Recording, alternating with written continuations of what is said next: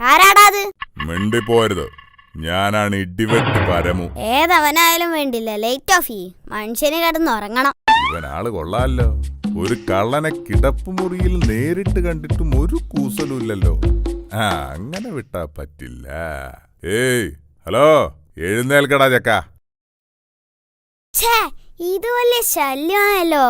എന്താടോ തനിക്ക് വേണ്ടത്? ഞാനിവിടെ മോഷ്ടിക്കാൻ വന്നതാണ്. എന്നെയാണോ ഇയാള് മോഷ്ടിക്കാൻ വന്നത്? നിന്നെയല്ല, പണമാണ് എനിക്ക് വേണ്ടത്. വേഗം പറഞ്ഞോ, എവിടെയാ പണം വെച്ചിരിക്കുന്നത്? എന്റെ പൊന്നു ചേട്ടാ, ഇത് തന്നെ ഒരാഴ്ചയായിട്ട് ഞാനും അന്വേഷിക്കുന്നത്.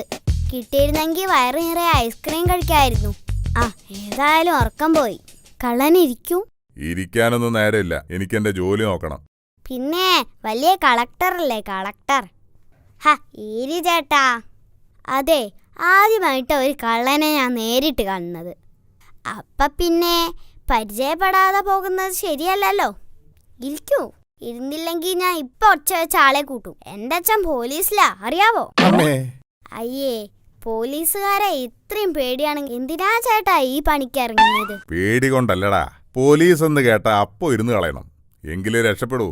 അതാണ് ഞങ്ങളുടെ ഒരു വിശ്വാസം. അന്ധവിശ്വാസം അല്ലാതെന്ത്?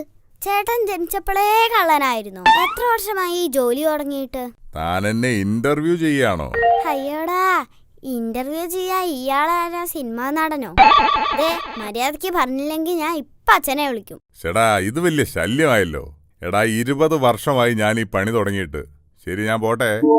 എവിടെ പോവാൻ? അവിടെ ഇരിക്കേ. 20 വർഷം കൊണ്ട് കൊറേ സമ്പാദിച്ചു കാണുമല്ലോ അല്ലേ? ഒരു സമ്പാദ്യം ഇല്ല, അങ്ങനെ ജീവിച്ചു പോന്നു മാത്രം. ഇതിലും നല്ലത് തനിക്ക് പോലീസിൽ ചേരുന്നതായിരുന്നു. പോലീസ് പിടിക്കുമെന്ന് പേടിയില്ലാതെ കാശുണ്ടാക്കി കൂടായിരുന്നോ എന്റെ അച്ഛനെ പോലെ? ആട്ടെ, എന്തൊക്കെയാ നിങ്ങളുടെ രീതികൾ? നേരത്തെ പറഞ്ഞതുപോലെയുള്ള വിശ്വാസങ്ങൾ വേറെയുമുണ്ടോ? ഭഗവാനെ, ഇതിലും ഭേദം എന്നെ പോലീസ് പിടിക്കുന്നായിരുന്നു. എടാ മോനെ, എന്നെ ഒന്ന് ഒഴിവാക്കടാ. ചേട്ടൻ കൊഞ്ചാതെ കാര്യം പറ, അല്ലെങ്കിൽ ഞാൻ ഇപ്പൊ അച്ഛനെ വിളിക്കും. കൂടുതൽ വിശ്വാസമൊന്നുമില്ല. 13-ാം തീയതി ഞാൻ കക്കാൻ പോവില്ല, അത്ര തന്നെ. അതെന്താ? 13 നിർഭാഗ്യമാ. 13-ാം തീയതി, 13-ാം നമ്പർ വീട്, 13-ാം നമ്പർ മുറി, ഇതൊക്കെ എനിക്ക് പ്രശ്നമാണ്. ഓരോ അന്ധവിശ്വാസങ്ങൾ. എങ്ങനെയാ ചേട്ടൻ ഇതിൽ എത്തിപ്പെട്ടത്? എന്റെ കാമുകി കാരണം. അവൾക്ക് എന്നും ഓരോ ആവശ്യങ്ങളാ. എനിക്കാണെങ്കിൽ ജോലിയും ഇല്ല. അങ്ങനെ മോഷ്ടിക്കാൻ ഇറങ്ങി. അത് ശരി, ചേട്ടൻ അവളെ തന്നെ കല്യാണം കഴിച്ചല്ലേ?